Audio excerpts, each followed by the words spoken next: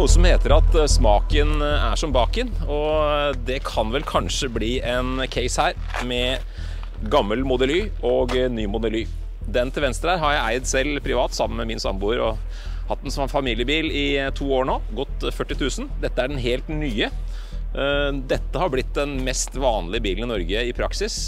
Ikke helt, riktig nok den tredje mest vanlige bilen med rundt 70 000 registreringer. Den her skal ta over arven, og den kommer med en del oppgraderinger. Hvorvidt fronten er blitt penere kan man diskutere herfra til kvelds. Men i hvert fall så er det en mye slankere lysprofil foran, noe lavere panser, og dermed også lavere luftmotstand. Og det skal gi lavere forbruk. Hva er blitt bedre, og ja, hva har blitt dårligere? Det ser vi nærmere på i den testen her. Og bakfra så kommer det store forskjeller til syne. Vi ser jo her på starten av baklysene så er det ganske likt, og så fortsetter inn her sånn med en lyslist som minner om Model 3 på den nye Model Y. Og så ser vi også at skiltet har flyttet ned, og dermed så er det blitt en stor flate midt på her. Så ser vi da at hengefestet har omtrent samme inngang som på den, hva skal vi si, gamle.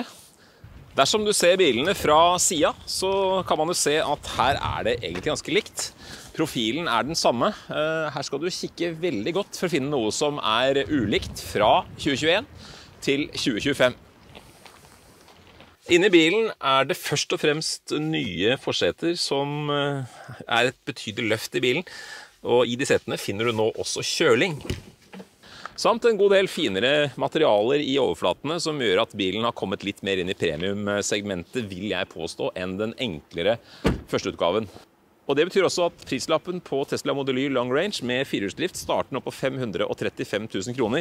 Bilen vi ser på her, den koster 593 000 med vinterdekk, som er tilpasset for elbiler fra Nokia.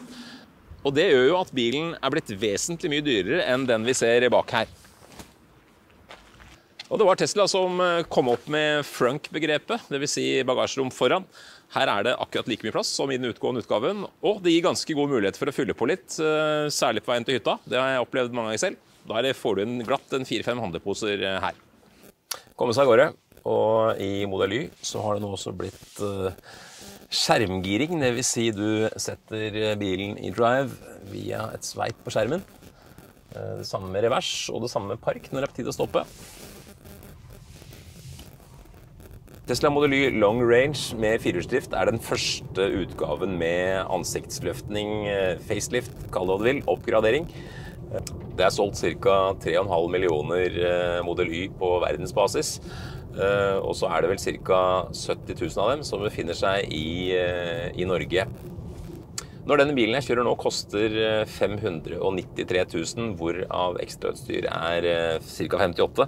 Det vil si en basispris på 535 000 for denne utgaven, som har eksakt det samme batteriet som den foregående, det vil si 75 kWh til kjøring, av brutto 78.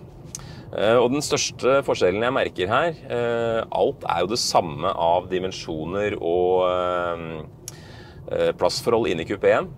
Det viktigste er, skal vi se, vi kan jo skru av hastighetsvarslingen på skjermen her. Veldig enkelt med et kjapt trykk på skiltet her oppe. Det viktigste er at bilen har fått noen nye seter foran her, som er utvilsomt bedre å sitte i. De har også fått de har bedre støtte i sidene, og puta her føles bare bedre. Og generelt sett så er det materialer her som underbygger det faktum at bilen er bedre støydempet enn tidligere. Dette har jeg også gjort målinger på, og de er såpass tydelige at det ikke er noen tvil om at Tesla har rett i påstandene om at støydempingen er blitt bedre både på veistøy, vindstøy og generelt. Og så er det også den tydelige forbedringen på fjæringskomfort. Det er jo et annet område som Model Y har fått kritikk for å være for stump. Morsom å kjøre, direkte styrefølelse, men i overkant spretten over brå uenheter. Og det kjenner jeg særlig på bakhjulsopphenget, sånn som jeg oppfatter det, at bilen er mer harmonisk når det kommer brå uenheter i veien. Men uten at bilen har mistet noe særlig av den kjøregleden som den er kjent for. Og i tillegg så har det kommet inn et valg på skjermen her som går på regenerering. Og det er noe vi registrerte også i vintertesten, der vi hadde med den utgående utgaven nylig. Bare et trinn for regenerering, det synes jeg er feil i hvert fall. Greit å ha et med voldsom motstand i verket, så du kan få maksregen. Det er også deilig å kunne rulle litt iblant. Så her har du et valg for redusert og et valg for standard. Her står det da justere hvor raskt bilen reduserer farten når du slipper gasspedalen. Den innstillingen påvirker ikke rekkevidden eller bremsepedalens respons. Neida, det stemmer det. Og da vi tok bilen ut på den faste landeveisrunden, det var fortsatt vintervær, så var det interessant å se hvordan bilen ville oppføre seg med hensyn til forbruk. Denne modellen har et oppgitt strømforbruk på 1,53 kWh på mila. Det er da inklusiv ladetap. Så da vi la ut på runden, så var det interessant å se hvordan dette ville arte seg.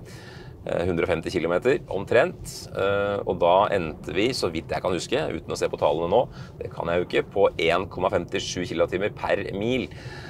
Og det henger jo sammen med det faktum at Tesla har gjort, sier de, forbedringer i drivlinja, det vil si mindre friksjonstap i motorene, som sammen med lavere luftmotstand som følge av en lavere panser gir, så vidt jeg kan se da, en rekkeviddeøkning på ca. 10%,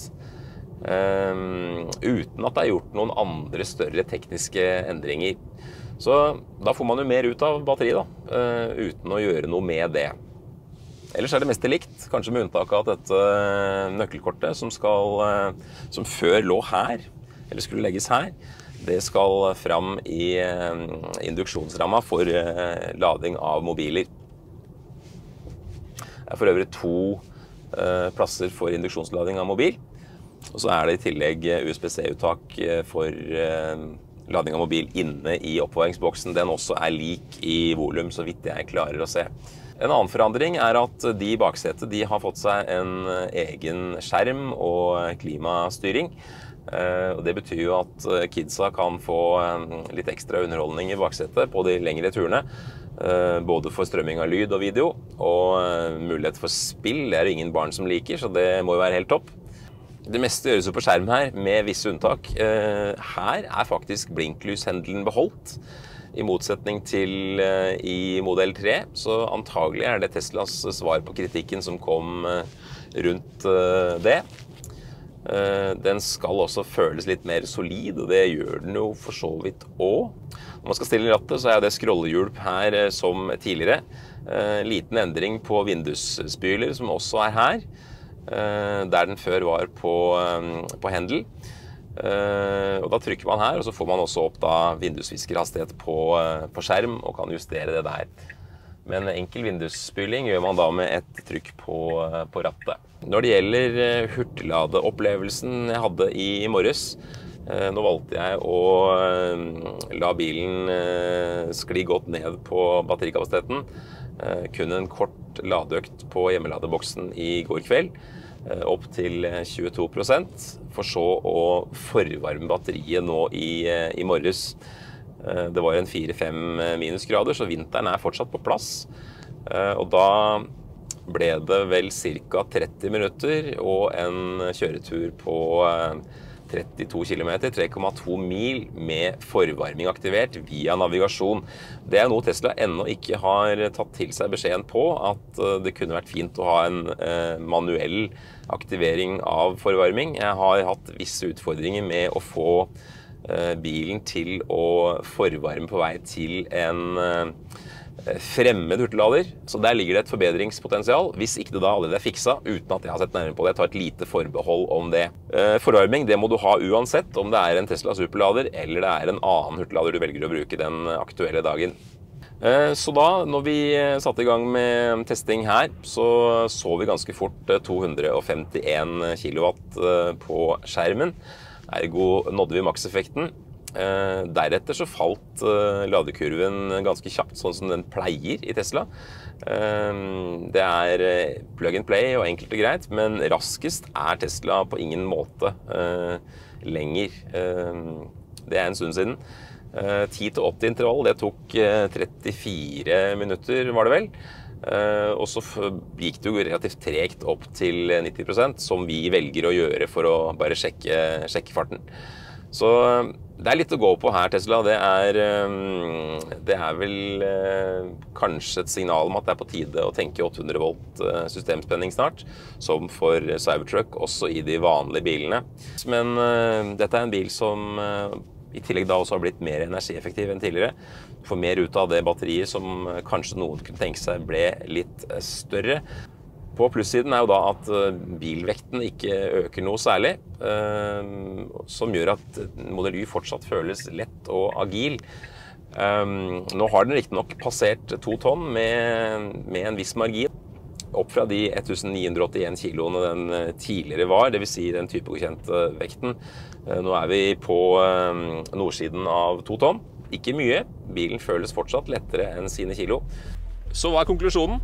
For en som kjenner denne bilen godt og har gjort seg kjent med denne bilen her, jo, det som har vært bra, nemlig det praktiske med god plass, både foran og bak, og for så vidt inne i bilen, er der fortsatt. Batterikapasiteten er den samme, med 75 kWh til kjøring fra bilen er ny, av 78 brutto. Rekkevidden er noe økt, takket være lavere luftmotstand, som sagt, og også at man har fått ned friksjonen i drivlinja, med noen små tweaks der, også med litt oljeinnslag. Mens ladefarten, den er den samme med 250 kW som tidligere på Tesla superladere og andre stasjoner som kan levere den kombinasjonen av spenning og strømstyrke som det krever. Og den som vil ha enda mer rekkevidde får også en bakhjulsdrevet long range utgave, i tillegg til en såkalt standard range utgave som blir vesentlig billigere. Og de kommer i juni, og så har vi ennå ikke sett noe helt sikkert om performance eller noe annet som går veldig fort, men det vil vi anta kommer innen rimelig tid. En egenskap som Model Y har fått kritikk for er støy i kupéen. Det er blitt bedre her med mer støydemping. En annen ting er at bilen oppleves noe mer harmonisk på ujevn vei, altså brå ujevnheter. Den håndterer det bedre og har en noe mer avstemt fjæring, så vidt jeg klarer å bedømme, basert på den erfaringen jeg har. Og det gjør at kjørekomforten blir høyere, samtidig som de kvikke og morsomme kjøringskapene med klare tilbakemeldinger, de er i behold. Og så er spørsmålet da hvordan markedet reagerer på denne bilen, etter at en viss Tesla-gründer har skapt en del oppstuss i senere tid. Og da vil jeg også nevne at det vi gjør her i testene våre, det er å vurdere produkt, ikke diskutere politikk, så det kan man gjerne gjøre et annet sted. Hvis du ikke allerede er abonnert på kanalen vår, så gjør det. Da får du kjapt beskjed dersom det kommer noe nytt, og det gjør det ganske ofte. Og har du spørsmål til den testen her eller andre, legg igjen spørsmål i kommentarfeltet, så skal vi svare så godt vi kan, og så ses vi som vanlig veldig snart.